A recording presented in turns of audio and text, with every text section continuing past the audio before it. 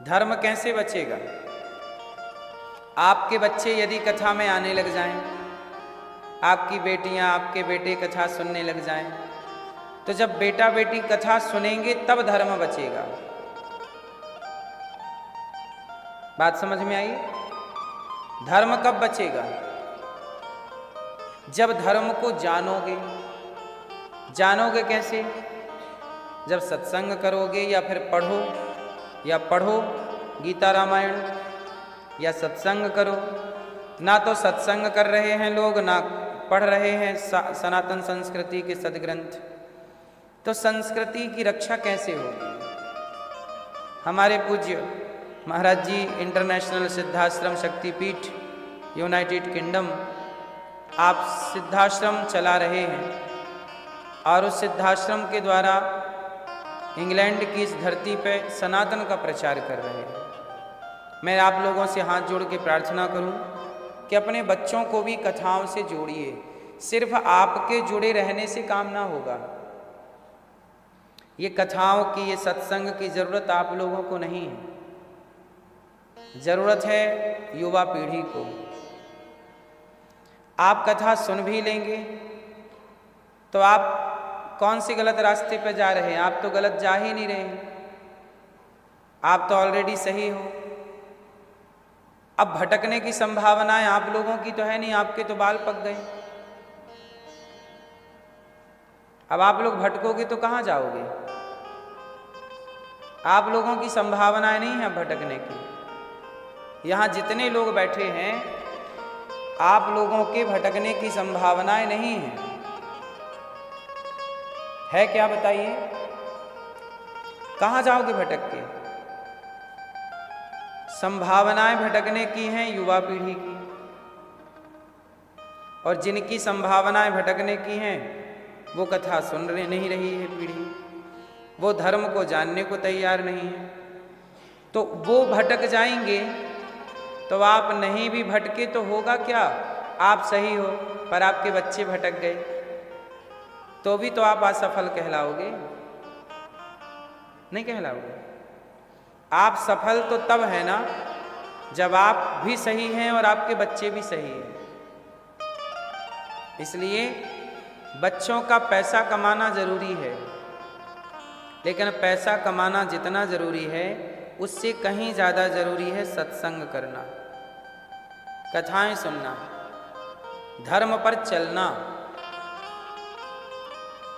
आज धर्म की स्थिति क्या है? गीता पढ़े हो? गीता में के श्लोक है, परित्राणाय साधूनां विनाशाय च दुष्कृतां धर्म संस्थापनार्थाय संभवामि युगे युगे। इसी का अर्थ चौपाई में गोस्वामी जी लिखते हैं, जब जब होय धर्म की हानि। मैया ये लाइन आप बोलो मेरे साथ, जब जब होय। ये धर्म की हानि क्या है?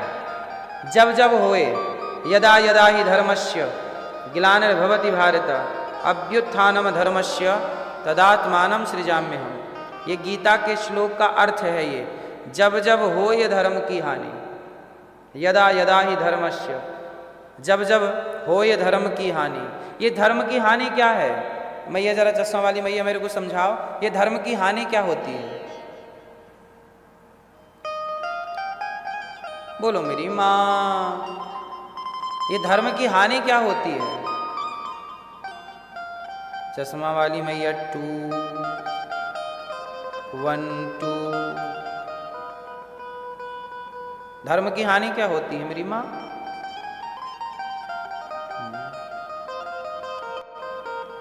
चश्मा वाली मैया 3। धर्म की हानि क्या होती है?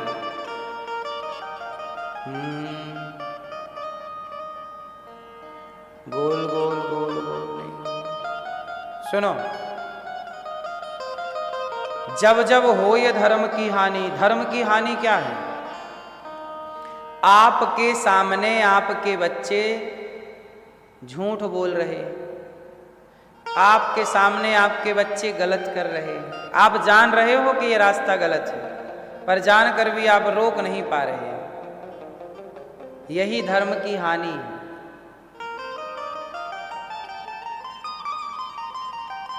आप अच्छा ये बताओ, आप में से कितने लोगों को पता है कि झूठ बोलना पाप है? पता है ना? तो जब पता है फिर तो आप सच बोलते होंगे, झूठ तो आप बोलते ही नहीं होंगे ना, क्योंकि आपको तो नॉलेज है, पता है।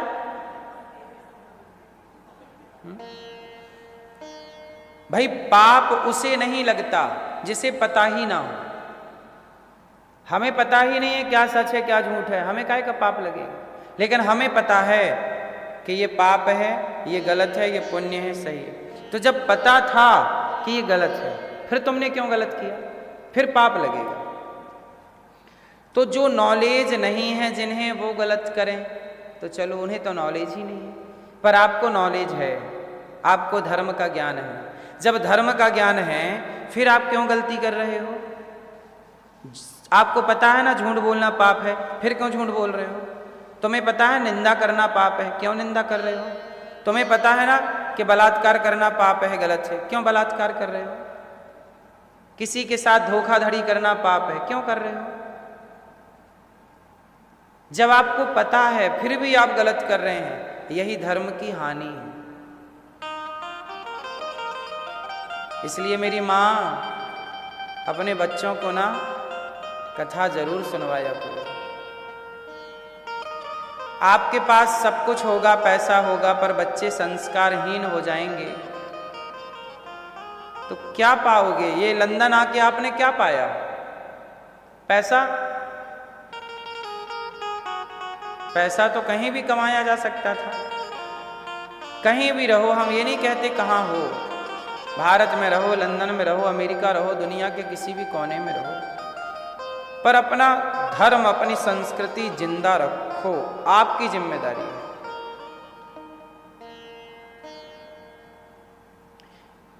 जिन्हें नहीं पता है, चलो पता ही नहीं, पर आपको तो पता है ना, इसलिए आपकी जिम्मेदारी है कि कथा में आओ तो अपने बच्चों को भी लाओ।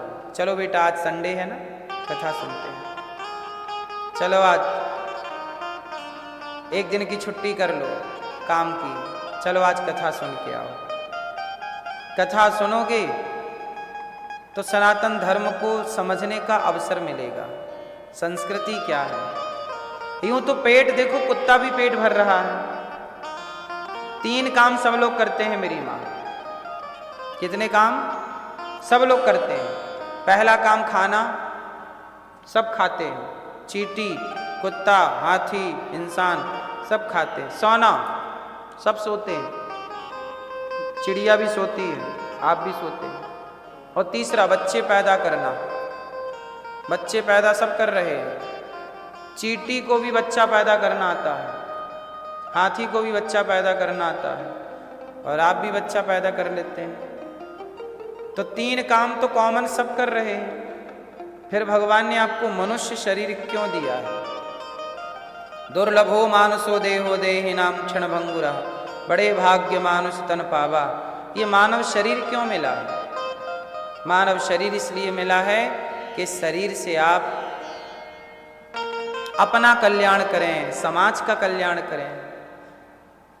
तो आप अपने बच्चों को संस्कार नहीं देंगे तो आपके बाद तो ये संस्कार खत्म हो जाएंगे ना। अब जैसे आप कथा सुनने आए, अब आपके जाने के बाद आपके घर से कौन कथा सुनने आया करेगा? आपके मरते ही आपके घर का धर्म मर जाएगा, याद रखिएगा। आपके मरते ही आपके घर का कौन मरेगा? धर्म मर जाएगा। क्योंकि आप जिंदा हैं तो कीर्तन कर लेते हैं, भजन कर लेते हैं, गीता पढ़ लेते हैं, सत्संग कर लेते हैं। आपके मरते ही क्या आपके बच्चे कीर्तन कर पाएंगे, सत्संग करेंगे? इसका मतलब मेरी माँ, ये गलती किसकी है? आपकी भी तो गलती है। बाली जब मरा तो बाली ने मरने से पहले अपने पुत्र का हाथ राम के हाथ में रख दिया। अंगद का हाथ कहाँ रखा? बोलो मेरी माँ। राम के हाथ। राम मैं मर रहा हूं पर मेरा पुत्र आज से आपका। ये माँ बाप का धर्म है कि मरने से पहले यदि बेटे को अपनी दौलत दे के जाते हो, बेटे को अपनी संपत्ति दे के जाते हो, बेटे को अपनी सोना चांदी दुकान मकान देकर जाते हो, तो अपनी जपने वाली माला भी तो बेटे को दे के जाओ कि मैं 11 माला जपती थी बेटा, अब 12 माला तुम जपा करो। हिस्से में आई माला, आपके हिस्से में क्या आई? ये तुम्हारे बाप की माला है, तुम्हारी माता की माला है, जपो ना। दौलत तो बैठ गए लेके माँ बाप की, पर माँ बाप तुम्हारे कैसे थे? तुम्हारे द्वार पे कोई अतिथि आता था ना, तुम्हारे माँ बाप उसे भूखा नहीं जाने देते थे।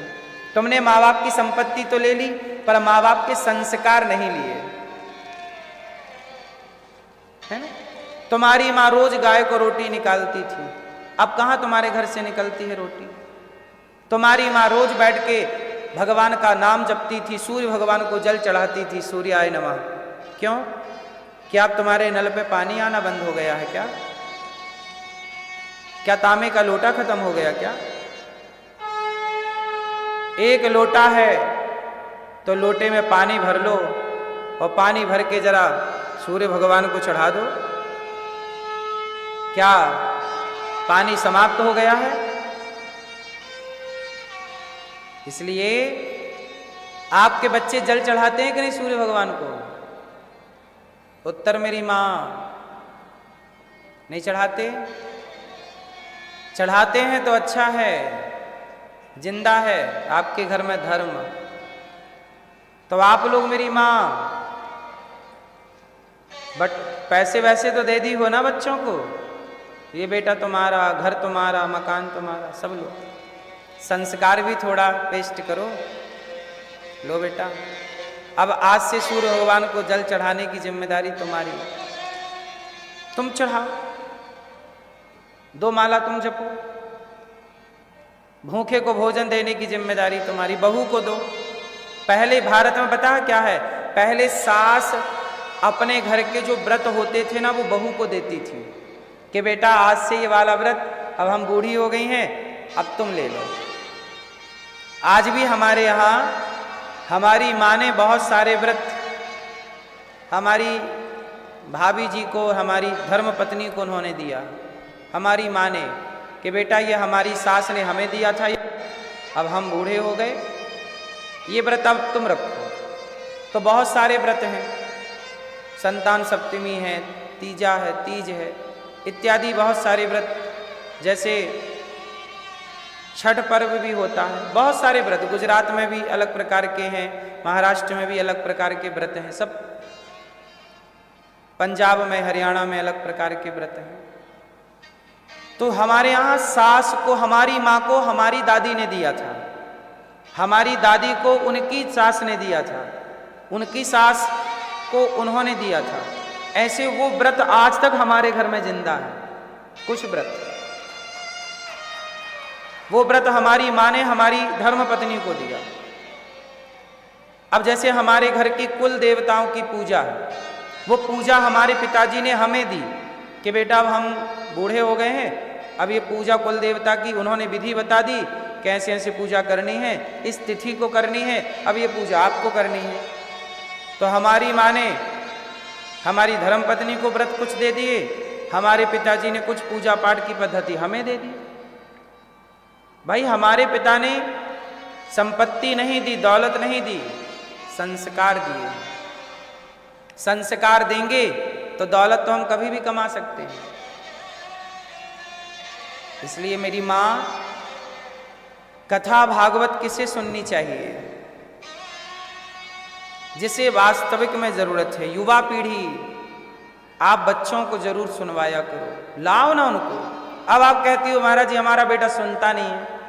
क्यों नहीं सुनता? ये भी तो तुम्हारी असफलता है। कैसा बेटा है तुम्हारा, तुम्हारी ही नहीं सुनता? कैसा बेटा है? हमारी माँ कभी ये प्रश्न नहीं करती कि हमारा बेटा नहीं सुनता। हमारी माँ जो कहती है हम वो सुनते हैं।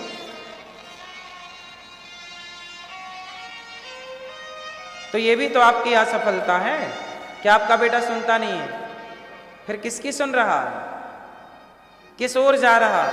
क्यों जा रहा है? इसलिए मेरी मां, धर्म को समझो, जानो, धर्म पर चलो, धर्म पर चलकर पैसे कमाओ, इज्जत कमाओ। धर्म बेचकर इज्जत कमाओगे तो क्या पाओगे? हमारे यहां उस इज्जत का क्या मतलब? अब किसी वैश्या को इज्जत मिले, किसी वैश्या को सम्मान मिले, तो वैश्या को सम्मान मिला भी तो उसके सम्मान से होगा क्या? शरीर बेच करके यदि आप सम्मान, इसे सम्मान समझते हो तो ये सम्मान नहीं है। आज बहुत सारे लोग रावण की भी इज्जत करते हैं। पता है, बहुत सारे लोग रावण की पूजा भी करते हैं। ठीक है, होगी किसी की मान्यता, करते होंगे रावण की पूजा, लेकिन रावण ने जो कार्य किया वह सम्मान के योग्य नहीं था। तो सम्मान, आज के युग में किसी का सम्मान के पीछे मत भागो। पैसे के पीछे, पैसे कमाओ, पर पैसे के पीछे ऐसे अंधे ना हो जाओ कि जी अधर्म करो तो भी पैसे कमाओ। नहीं, पैसे कमाएंगे पर धर्म की कसौटी से कमाएंगे, धर्म में रहकर कमाएंगे, ईमानदारी से कमाएंगे, मर्डर करके नहीं कमाएंगे, चोरी करके नहीं कमाएंगे।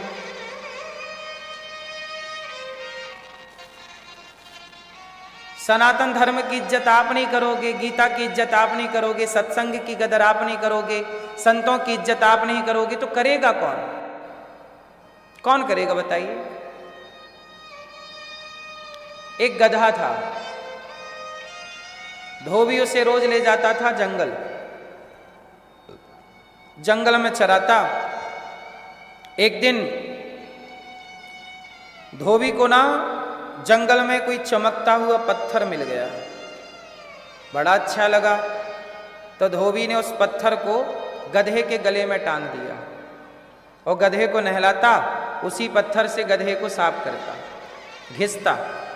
एक दिन वहां से जौहरी निकला, जौहरी ने देखा कि अरे गधे के गले में तो बहुत बड़ा हीरा पड़ा है, ये तो बहुत महंगा है, ऐसा हीरा है ही नहीं। लो भैया, अब वह जौहरी बोला, धोबी क्या ये पत्थर हमें दोगे? जौहरी यदि कह देता कि ये हीरा है तो धोबी उसकी कीमत बढ़ा देता। तो उसने चतुराई से कहा, भाई साहब ये पत्थर बेचोगे? धोबी बोला, ऐसे तो जंगल में बहुत पड़े हैं, ले आओ। जौहरी बोला, टाइम है नहीं, तुम 5 रुपए का देना चाहो तो दे दो। तो धोबी को भी लगा यार पत्थर के 5 रुपए मिल रहे हैं, ठीक है, किलो 2 किलो साग भाजी ही आ जाएगी 5 रुपए से, ठीक है। तो धोबी ने 5 रुपए में पत्थर दे दिया, गधा लेके चला गया। धोबी को लगा कि ऐसे तो बहुत सारे पत्थर नदी के किनारे पड़े हैं, उसे क्या पता कि हर चमकने वाला पत्थर हीरा नहीं होता।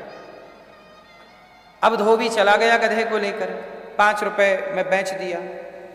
वह हीरा जैसे ही उस जौहरी के हाथ में आया तो हीरा टूट करके टुकड़े टुकड़े हो गया। जौहरी बोला, वाह रे हीरा, अभी गधे के गले में थे तब तुम टूटे नहीं, गधे को घिस रहे थे तब तुम टूटे नहीं, अब मेरे हाथ में आए तो टूट गए। तो टूटे हुए हीरे से आवाज आई, जौहरी भाई, उस गधे को, उस धोबी को तो पता ही नहीं था कि मेरी कीमत क्या है, मैं क्यों टूटता उसके पास, उसे तो मेरी कदर पता ही नहीं थी, कीमत पता ही नहीं। पर तुम तो जौहरी थे, तुम्हें तो पता था कि मेरी कीमत करोड़ों की है, फिर भी तुमने मेरी कीमत 5 रुपए लगाई। 5 रुपए आकी तो तुम जैसे जानकार लोग भी जब मेरी कीमत कम आकेंगे तो मैं टूट कर टुकड़े टुकड़े हो ही जाऊंगा ना, क्योंकि उम्मीद तुमसे थी कि तुम मेरी कीमत समझोगे, पर तुमने भी तो नहीं समझी, तो मैं टूट गया।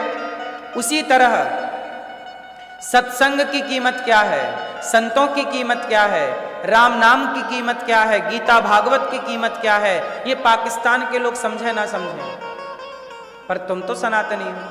यदि तुम भी राम नाम की कदर ना समझोगे, तुम भी सत्संग की कीमत ना समझोगे, तो वह सत्संग का हीरा टूट कर टुकड़े टुकड़े ही ना हो जाएगा, क्योंकि तुम तो जानकार हो उस चीज के।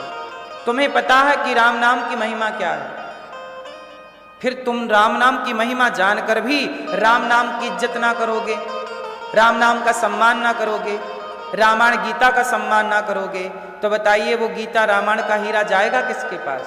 उसकी इज्जत करेगा कौन? वह टूट के टुकड़ा टुकड़ा तो हो ही जाएगा। इसलिए जो नहीं जानते धर्म को वो कोई बात नहीं, पर जो जानते हैं वो तो धर्म की इज्जत करें। इस धर्म को स्थापित करने के लिए धर्म की जब जब हो ये धर्म की हानि, धर्म की हानि लंदन में ना हो, इसके लिए पूज्य गुरु जी आप सबको भागवत सुनवाते रहते हैं, महीने में 1 बार, साल में 2 बार, 4 बार, ताकि धर्म की हानि ना हो। आपके बच्चे जुड़े रहें, आप जुड़े रहें, आपकी पीढ़ी बची रहे। ये बहुत लंबी सोच है। सत्संग ही एक समाधान है सनातन संस्कृति को बचाए रखने का। सबकी संस्कृति सेफ जोन में है। ईसाइयों की संस्कृति सेफ है क्योंकि हर संडे वो जाते हैं चर्च। मुसलमानों की संस्कृति सेफ है क्योंकि वो हर शुक्रवार को नमाज अदा करते हैं। लेकिन हिंदुओं की संस्कृति, आपके बच्चों को हनुमान चालीसा याद नहीं है, पर मुसलमानों को कुरान की आयतें याद हैं। बोलो हाँ, कुरान पढ़ता है मुसलमान, पर हिंदू गीता नहीं पढ़ता। आपके बच्चों को हनुमान चालीसा याद नहीं है, कुछ बच्चों को। कैसे धर्म की रक्षा होगी? जब धर्म का काखा गाघा नहीं आ रहा है तो रक्षा होगी कैसे? इसलिए धर्म को जानो, पढ़ो, सत्संग करो। संत महापुरुष यदि संस्कृति बचाने का कदम बढ़ाते हैं तो कदम से कदम मिलाकर, कंधे से कंधे मिलाकर ऐसे महापुरुषों का, संतों का साथ देना चाहिए। अच्छे काम में मिलजुल के खड़े होना चाहिए, युवा पीढ़ी को लाना चाहिए। चलो हम सब मिलकर ये काम करें, बच्चों को भी इन्वॉल्व करो।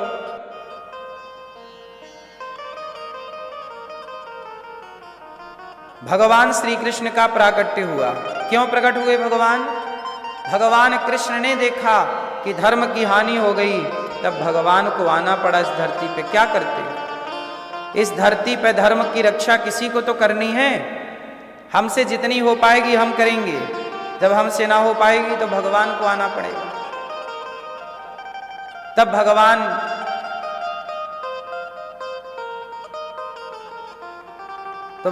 जब प्रकट हुए तो नंद बाबा ने आहूय विप्रान वेद ज्ञान, ब्राह्मणों को बुलाकर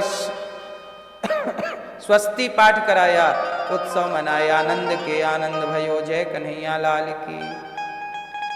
भगवान श्री कृष्ण के प्रकट होते ही नंद बाबा वसुदेव जी के पांव की बेड़ियां खुल गईं, हाथ की हथकड़ियां। ये बेड़ियां खुल जाना क्या है? वसुदेव जी बंधन में बंधे थे जब भगवान कृष्ण प्रकट हुए। बंधे थे कि नहीं? बोलो हाँ। फिर भगवान को लेकर वसुदेव जी चले तो पांव की बेड़ियां खुल गईं, हाथ की हथकड़ियां खुल गईं। क्या मतलब हुआ? जब आप भगवान को लेकर के चलते हैं तो संसार के हर बंधन से मुक्त हो जाते हैं। अच्छा बताइए, आप लोग बंधन में हैं कि नहीं?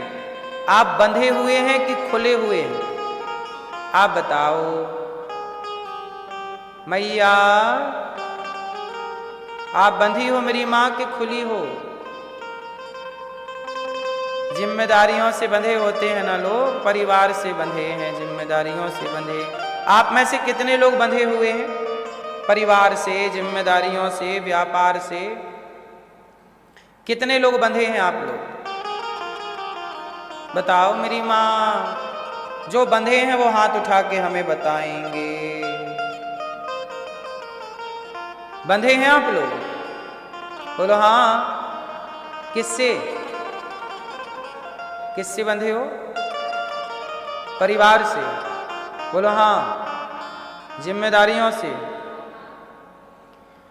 देखो आप सब कह रहे हैं कि हम बंधे हैं परिवार से, जिम्मेदारियों से, पर सच्चाई ये है कि आप बंधे नहीं हैं, लेकिन आप बंधा हुआ मानते हैं। कैसे?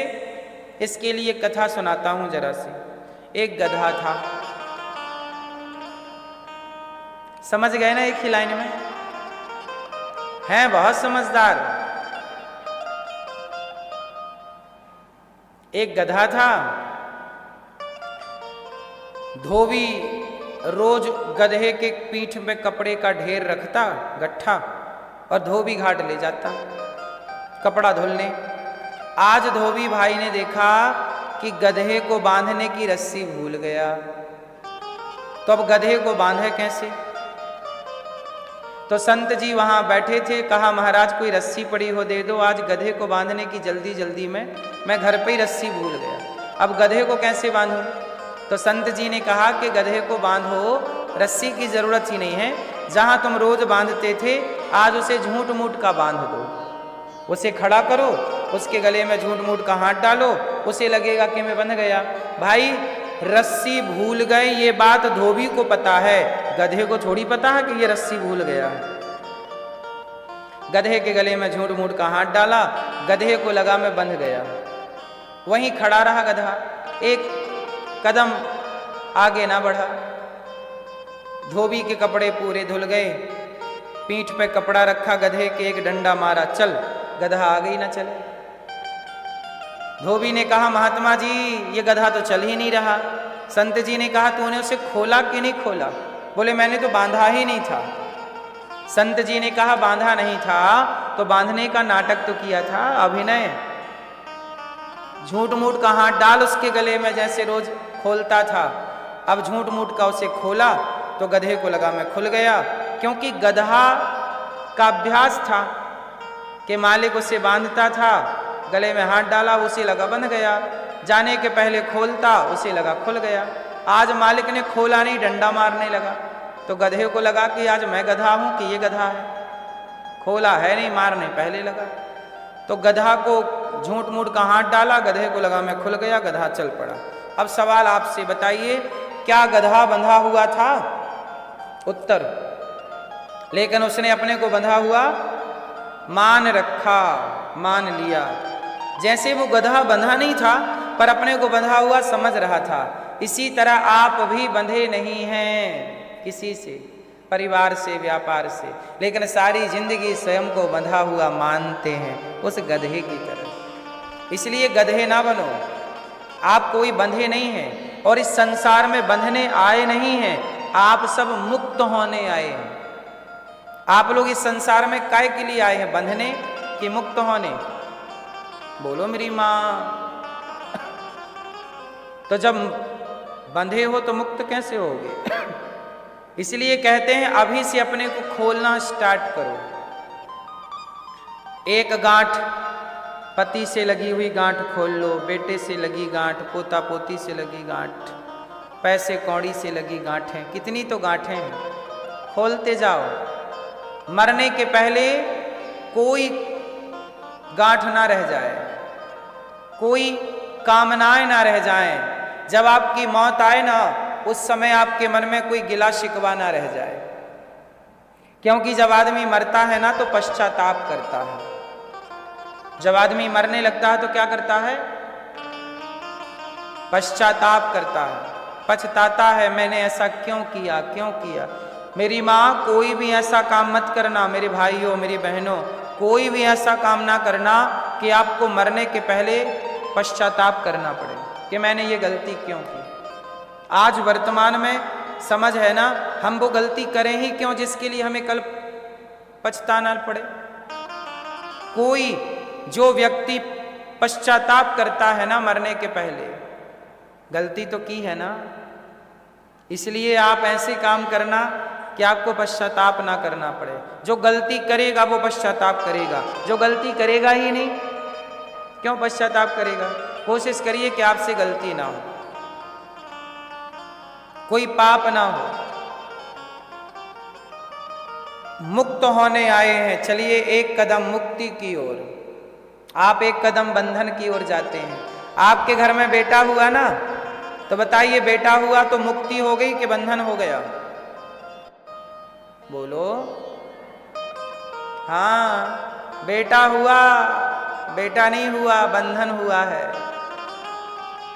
फिर बेटी हो गई, मुक्ति मिली कि बंधन मिला? शादी हो गई, ये बंधन था कि मुक्ति थी? इसलिए शादी के पहले ना, शादी मंडप के नीचे गठजोड़ा होता है, गांठ लगाई जाती है।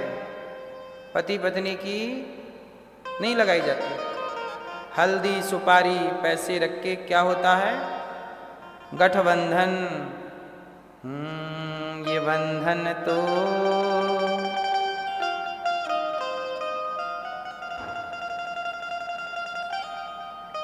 ये बंधन मरवाएगा। इसलिए बंधे हो, जितनी आसानी से बंध गए उतनी आसानी से मुक्ति भी होते चलो, मुक्त होते चलो। गृहस्थ की गांठ कितने साल की है? बोलो। गृहस्थ आश्रम कितने साल का है? बोलो। ये गांठ जो गृहस्थी की लगी थी ये केवल 25 साल की थी, लेकिन आपके सारे दांत गिर गए, अभी तक तुम्हारी गांठ नहीं खुली। मैया 25 साल का बंधन था, लेकिन आप 50 साल तक नहीं खुल पाए। इसलिए बंधे थे ना, तो खुल भी जाओ। मुक्त यही, जो यही गांठें खोल लेता है वही वहां मुक्त होगा। जो यही नहीं खुल पाया वो वहां क्या मुक्त होगा? वहां मुक्ति उसे मिलती है जो यहां मुक्त हो जाता है। जिसकी जीते जी मुक्ति हो गई वही मरने के बाद मुक्त हो सकता है। जीते जी जो बंधन में है वो काय के मरने के बाद थोड़ी मुक्ति मिलती है। इसलिए साधु संत मुक्त हो जाते हैं। सन्यासी मुक्त हो गया, पिंडदान कर लिया उसने अपना, इसलिए पत्नी पति हो गया ना, बेटे बेटियों का विवाह। अब मन भगवान में लगाओ।